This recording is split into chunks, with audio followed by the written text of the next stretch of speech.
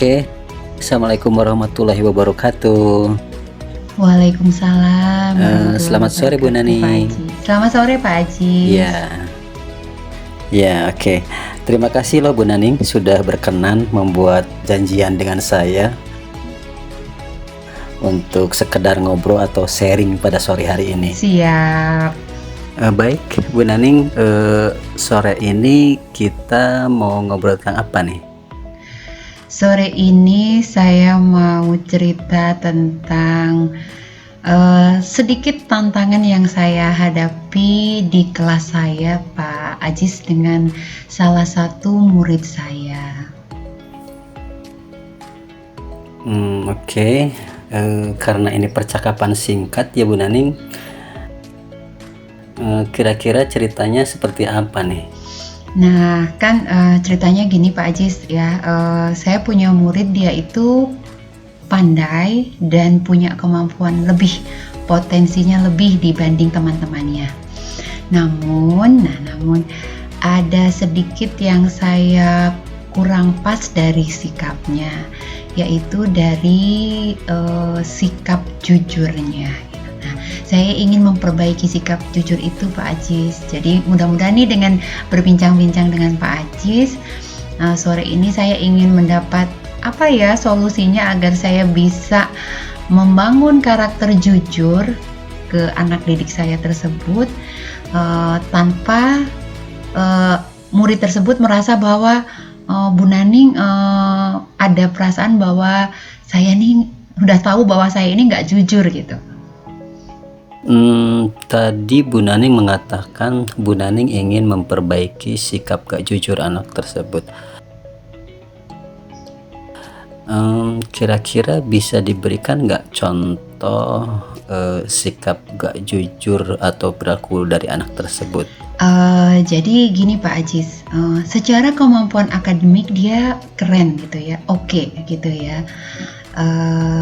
Namun dia kurang menghargai rekan kerjanya dalam tim. Contoh, misalkan dia berkelompok nih, kemudian saya beri project. Nah, pada saat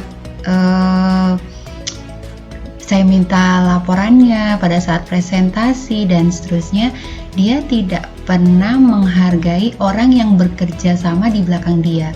Kemudian dia menyampaikan itu, ini adalah proyek saya gitu, orang lain mah tidak bekerja atau tidak berpartisipasi. Nah, kategori tidak jujurnya itu seperti itu. Atau misalkan dia meminjam karya orang, misalkan misalkan ada tugas gitu ya dari saya, dia sebenarnya saya tahu itu karya temannya, karena saya tahu banget gitu ya gaya menulis temannya itu, menulis laporan maksud saya ya.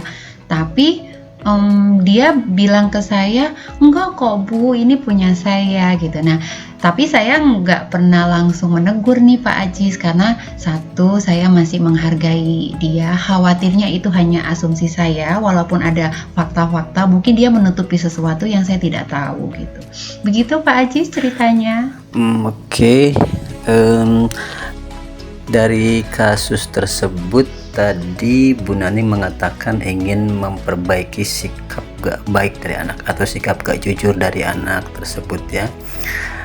Kira-kira apa nih langkah yang ingin dilakukan oleh Bu Naning untuk memperbaiki masalah ini? Itu yang saya pikirkan Pak Ajis. Jadi saya itu kurang enaknya dia itu dekat ya dengan saya karena saya sering menjadi pembimbingnya gitu ya, pembimbing akademik gitu ya. Kemudian di sisi lain saya menyayangkan anak itu sebenarnya potensinya besar gitu. Tapi dengan sedikit hal yang dia tidak jujur, tidak bisa menghargai orang lain lah, mungkin lebih tepatnya kedua hal itu ya. Itu cenderung itu bagi saya itu poin karakternya itu jadi kurang gitu ya Pak Ajis. Nah, saya inginnya anak itu bisa mengerti dan menyadari sendiri bahwa perilaku yang dia lakukan terkait dengan tadi yang saya ceritakan itu tidak sesuai dengan norma yang ada. Oke, selama Ibu berkeinginan ya untuk memperbaiki permasalahan ini, kira-kira sudah sejauh mana nih langkah yang telah Ibu lakukan? Saya beberapa kali sih melakukan secara tidak langsung ya Pak Ajis. Misalkan pada saat pembelajaran klasikal di kelas, saya coba menyelipkan norma-norma kejujuran, bagaimana kita menghargai orang lain. Bahkan di kesepakatan kelas yang kami buat itu ada salah satu poinnya adalah saling menghargai gitu. Namun ya karena masih anak SMA ya, mungkin belum peka bahwa yang saya sampaikan itu salah satunya itu tertujukan untuk membantu dia mengubah sikapnya sendiri. Selama ini baru itu Pak Aji, jadi saya belum melakukan hal lebih selain secara klasikal gitu ya. Biasanya kalau guru misalkan mau memulai ada menyisipkan norma-norma, kemudian karakter-karakter yang ingin dibangun di kegiatan pembelajaran. Itu aja Pak Ajis baru. Berarti Ibu belum berusaha bicara langsung, secara personal berbicara kepada anak tersebut ya? Betul Pak Ajis, itu yang saya masih gimana ya, masih suka gak enak begitu ya, walaupun saya posisinya adalah gurunya gitu ya, tapi saya khawatirnya dia malu atau merasa dipermalukan, terus jadi mempengaruhi psikisnya. Nah, saya nggak mau seperti itu gitu. Jadi saya pinginnya dia sadar dari dalam dirinya bahwa ada hal yang kurang tepat di dirinya atau ada kesepakatan yang dia tidak lakukan dengan baik begitu. Oke, Bu Naning tadi kan mengatakan ada keinginan untuk memperbaiki sikap anak tersebut supaya dia bisa memperbaiki sikapnya. Gimana nih rencana yang akan dilakukan Bu Naning? Tadi kan sudah ya dengan cara klasikal gitu. Nah, bagaimana rencana kedepannya nih supaya anak tersebut bisa sesuai dengan tujuan atau keinginan kita tadi? Saya inginnya Pak Ajis menggunakan segitiga restitusi ya. Inginnya itu memanggil dia face to face gitu ya, ngobrol gitu ya. Kemudian saya juga ingin tahu latar belakang dia itu apa gitu, sehingga dia berperilaku seperti itu. Itu yang saya inginkan Pak Ajis. Baik Bu Naning, dari hal-hal yang direncanakan tadi untuk mencapai itu sesuai tujuan atau sesuai keinginan, kira-kira kapan nih waktu yang tepat untuk melaksanakan tahapan-tahapan pelaksanaan atau tahapan-tahapan tersebut tadi? Itu saya masih agak ini ya Pak Ajis, karena berbagai aktivitas kita ya di kegiatan PGP ini saya belum menemukan waktu yang pas Pak Ajis gitu. Gimana ya Pak Ajis baiknya ya? Benar sekali sih, ini masalah waktu ya yang menentukan. Kalau misalnya menurut Ibu, kira-kira dalam waktu dekat ini kapan nih waktu waktu atau tahapan-tahapan untuk melaksanakan supaya tujuan ini betul-betul sesuai dengan pola ideal menurut Ibu?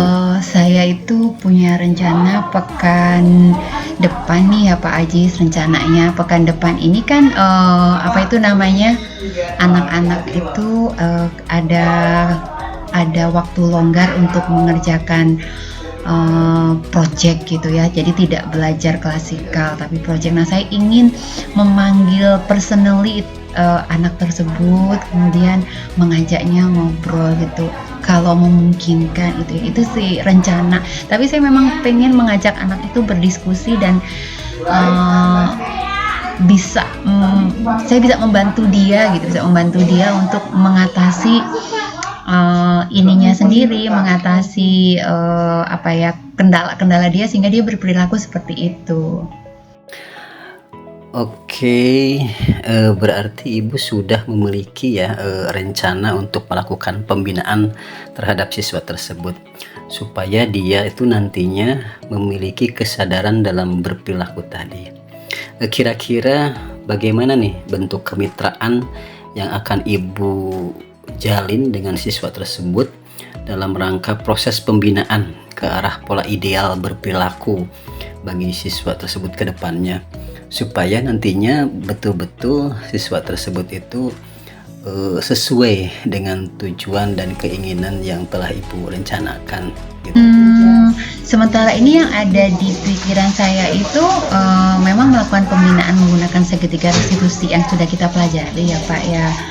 Tapi saya juga ingin ngobrol informal begitu ya, ngobrol informal dalam artian tidak di suasana belajar gitu, misalkan mengajak dia kemana agar saya bisa berbagi cerita tentang pentingnya kita menghargai orang lain atau karya orang lain, pentingnya kita jujur ke diri sendiri bahwa nggak apa-apa kok kita menggunakan karya orang lain, namun kita mengapresiasi yang membuat gitu. Jadi kita menyadari bahwa itu bukan hal yang memalukan. Misalnya saya cerita tentang saya atau teman-teman saya, kan kita biasa ya, misalkan kita pakai menyadur jurnal, kemudian ya seperti saya ke Pak Aji, saya belajar musik, itu kan bukan hal yang memalukan gitu ya, tapi saya menghargai, oh ini ciptaan Pak Ajis, Ibu mah hanya menyanyikan saja misalkan begitu. Seperti itu Pak Ajis pengen, jadi dua hal itu yang pengen dalam waktu dekat ini saya terapkan gitu, karena khawatirnya nanti kalau saya biarkan anak itu akan terlena dan betul menganggap banget. itu itu biasa aja kok gitu. Nah, begitu Pak Ajis. Baik Bu Naning, berarti kita sekarang sudah bisa menemukan sedikit pencerahan ya tentang solusi yang akan dilakukan untuk menangani permasalahan perilaku siswa kita ya. Semoga perbincangan ini itu betul-betul bermanfaat bagi kita ke depannya supaya lebih baik gitu kan ya. Baik, terima kasih ya Pak Aji sudah mau Iya. mendengarkan cerita saya. Sama-sama Bu Naning ya, selamat beraktivitas kembali Bu Naning ya. Assalamualaikum. Waalaikumsalam warahmatullahi wabarakatuh.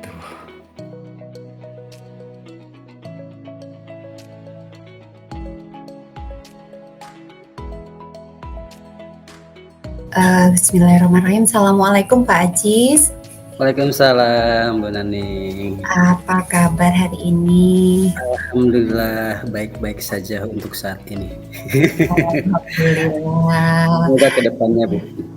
Amin, amin, amin. Mudah-mudahan kita sehat terus ya Pak Ajis ya. Iya. Pak Ajis, di pertemuan kita yang cukup singkat ini, Iya. kira-kira apa nih yang mau kita diskusikan Pak Ajis? Salah satunya yang berkaitan dengan tugas saya sebagai pembina OSIS Bu. Kebetulan memang ada trouble di anak-anak gitu kan. Nah, ini menyangkut apa ya yang namanya itu supaya tetap stabil di dalam organisasi tersebut gitu, karena ini menyangkut anak-anak justru yang memiliki trouble-nya itu di pucuk pimpinannya gitu. Bu. Boleh digambarkan Pak Ajis trouble-nya seperti apa? Iya. Ceritanya waktu kemarin pemilihan ketua OSIS baru itu ya. Nah, sudah berjalan, lalu beberapa bulan belakangan ini saya lihat di grup WA ya, di grup WA awalnya, di grup WA anak-anak itu kebetulan saya masuk juga di grup non formalnya anak-anak, jadi apapun yang mereka bicarakan saya bisa ngontrol. Ternyata ada satu orang yang kebetulan itu adalah sekretaris OSIS ya, selalu menentang kebijakan ketuanya, ketua OSIS gitu. Nah, otomatis setiap pembicaraan, setiap agenda dan lain-lain itu berpengaruh pada kebijakan si ketua OSIS, yang akibatnya anak buahnya yang sekarang kelas 8 itu mereka itu jadi kebingungan gitu kan. Nah, ternyata setelah ditanya-tanya, ada kabar bahwa dulunya itu mereka itu berhubungan pacaran gitu. Iya, pacaran gitu kan. Nah, tetapi pas pemilihan OSIS ternyata mereka dipasangkan berbeda. Oke. Si sekretarisnya dulunya berpasangan dengan si C, nah si ketuanya berpasangan dengan si B. Ternyata yang menangnya ya yang ketua OSIS yang sekarang. Nah, katanya si yang sekretaris yang sekarang itu ada rasa-rasa cemburu sesudah pemilihan itu mereka putus. Oh, gitu. Pak Ajis, ya dari cerita yang Pak Ajis barusan sampaikan nih, dari permasalahan Pak Ajis di sekolah, kira-kira tujuan dari perbincangan kita Pak Ajis inginnya ke arah mana? Nah, saya menginginkan membenahi di dalam organisasinya dulu sebelum mereka melaksanakan program kerja yang mereka buat gitu, karena tidak kondusif di antara dua pucuk pimpinan yang ternyata ada masalah pribadi seperti itu kan Bu.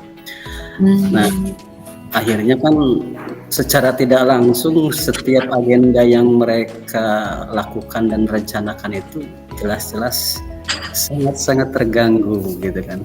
Akhirnya tidak ada, baik di antara mereka juga di antara anggota, punya kewajiban. Pak Ajis, sinyalnya agak putus-putus ya di Pak Ajis ya? Atau di saya ya?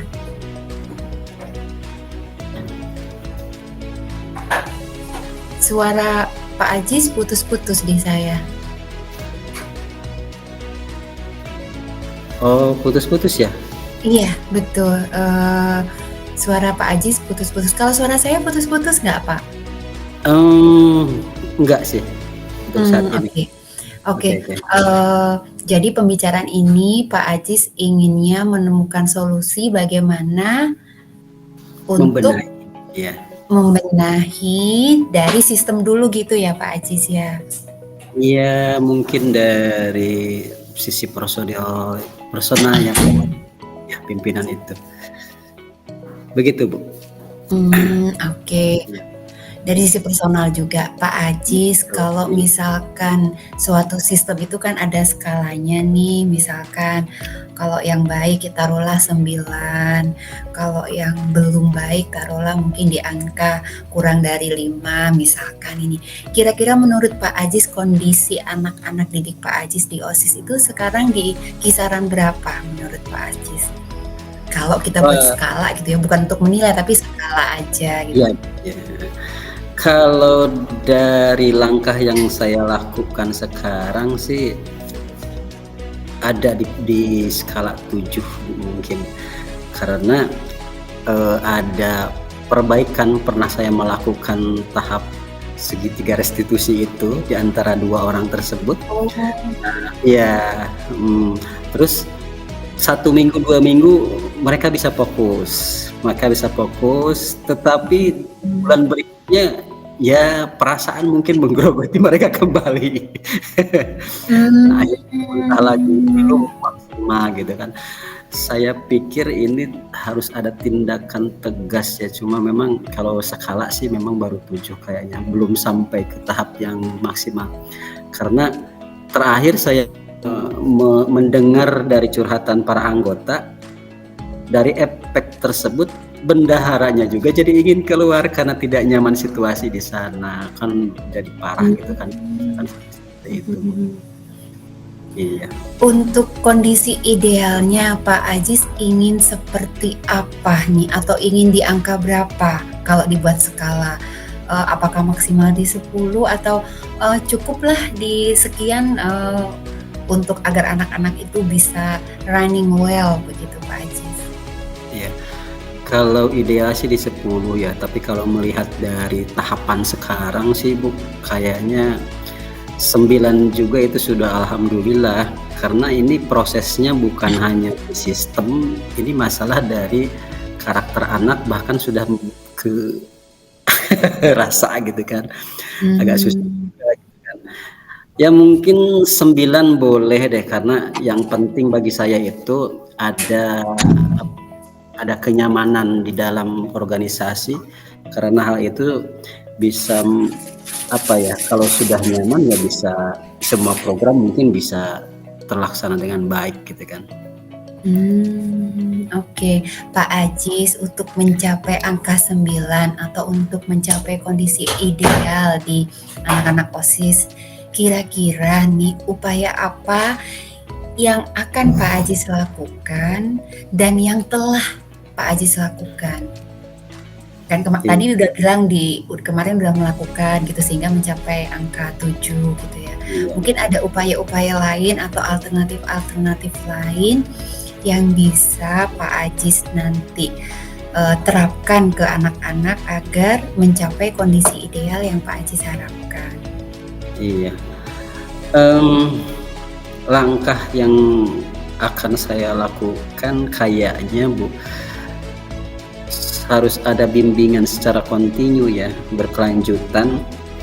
Itu bukan hanya dari pribadi yang 2 orang tadi, kayaknya setiap anggota OSIS di sana setiap minggu harus diadakan bimbingan dan penjelasan, misalnya tentang tupoksi mereka gitu kan, tentang kewajiban dan apalah, yang intinya setiap minggu itu kita bikin penguatan untuk mereka. Langkah-langkahnya mungkin itu, dan tahap awalnya saya akan seperti yang telah dilakukan, yaitu secara pribadi dulu mereka, lalu meminta kepada anak-anak yang lebih dekat dan tahu permasalahannya untuk semacam mengumpulkan informasi lah Bu gitu. Nah gitu, intinya tetap fokus pada bagaimana mereka memahami tugas dan fungsi mereka di mana gitu kan, jangan sampai terbawa oleh perasaan. Berarti Pak Ajis ingin 2 hal ya terkait dengan aksi yang nanti akan dilakukan untuk membenahi situasi yang sedang terjadi sekarang. Nah, kalau saya boleh tahu nih Pak Ajis, dari 2 hal yang tadi Pak Ajis sampaikan terkait dengan 1, membenahi karakternya, kemudian memberikan penguatan agar mereka paham tupoksinya setiap minggu tadi yang Pak Ajis sampaikan. Nah, kira-kira mana yang lebih mudah dan lebih memungkinkan dilakukan lebih dulu dan berdampak tentunya pada anak-anak? Yang lebih mudah dan lebih diutamakan secara personalnya dulu kayaknya Bu, karena kalau yang program untuk menjelaskan tiap minggu tentang tupoksi kepada anggota lain itu bisa berjalan gitu kan, yang harus dilakukan awal tetap secara individunya itu, secara individu. Iya Bu, kayak gitu. Jadi kira-kira waktu yang tepat kapan nih? Atau bagaimana caranya Pak Ajis melakukannya? Karena kan individu ini ya, seperti tadi cerita Pak Ajis kan kedua-duanya kurang bersinergi gitu ya, belum bersinergi. Kira-kira gimana Pak Ajis? Untuk kegiatan OSIS kebetulan itu kita punya program setiap hari Kamis ya, setiap pulang sekolah itu kita mengumpulkan anak-anak. Nah, agenda yang telah saya rencanakan itu yaitu untuk bimbingan dan penguatan tentang tupoksi. Berarti sebelum hari Kamis lah saya harus melakukan pendekatan secara individu dari kedua orang tersebut. Mungkin bisa hari besok, hari Selasa gitu kan. Rabu ya, hari Rabu. Hari Rabu besok Pak ya? Atau sebelum kegiatan bimbingan tadi atau penguatan terhadap anak-anak yang lain. Jadi penguatannya itu setiap hari Jumat rencananya?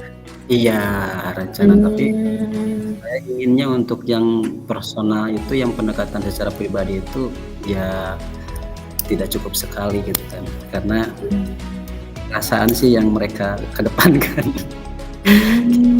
Begitu Pak Ajis, karena ini individual ya sifatnya, kira-kira dampak yang akan diterima, mungkin kebermanfaatannya bagi lembaga OSIS sendiri, apakah nanti akan berpengaruh dengan proses penanganan tadi yang Pak Ajis sudah ajukan? Saya pikir sangat berpengaruh Bu, karena apapun itu yang paling utama dari sebuah pelaksanaan program kerja yaitu dari kebijakan para pimpinannya, khususnya untuk OSIS. Kalaupun misalnya kita mengenai kendala yang betul-betul sudah tidak bisa ditolong, masalah perasaan mereka, mungkin langkah yang paling pahitnya itu yaitu kita melakukan regulasi lah gitu, pertukaran. Tapi kayaknya tidak dulu deh, karena kita terikat dengan SK juga kan, SK dari kesiswaan. Oke, setelah Pak Ajis melakukan dua hal tadi, nah kira-kira menurut Pak Ajis nanti efek yang lebih jauhnya terhadap organisasi OSIS sendiri apa Pak Ajis? Saya sih pengennya itu yang pertama, setiap program kerja, setiap apapun yang akan dilaksanakan oleh OSIS itu berjalan dengan bagus. Langkah pertama, kalau ingin bagus, kalau ingin berjalan dengan baik, maka harus dibenahi dari setiap personalnya. Tidak hanya personal yang tadi mempunyai masalah, tapi juga dari setiap anggotanya, dan itu sangat akan berdampak baik menurut saya Bu. Oke, terima kasih Pak Ajis. Mudah-mudahan dari bincang-bincang singkat kita ini bisa ada manfaat dan solusi yang bisa Pak Ajis terapkan nanti di sekolah terkait dengan permasalahan di kegiatan OSIS-nya. Saya menunggu kabar baik nih nanti kalau kita ketemu lagi. Mudah-mudahan Pak Ajis nanti sudah bisa sharing, wah Bu Naning, anak-anak OSIS saya sudah begini-begini gitu ya. Saya tunggu ya Pak Ajis kabar baiknya. Makasih sebelumnya ya, makasih. Sama-sama Pak Ajis. Assalamualaikum. Waalaikumsalam Ibu.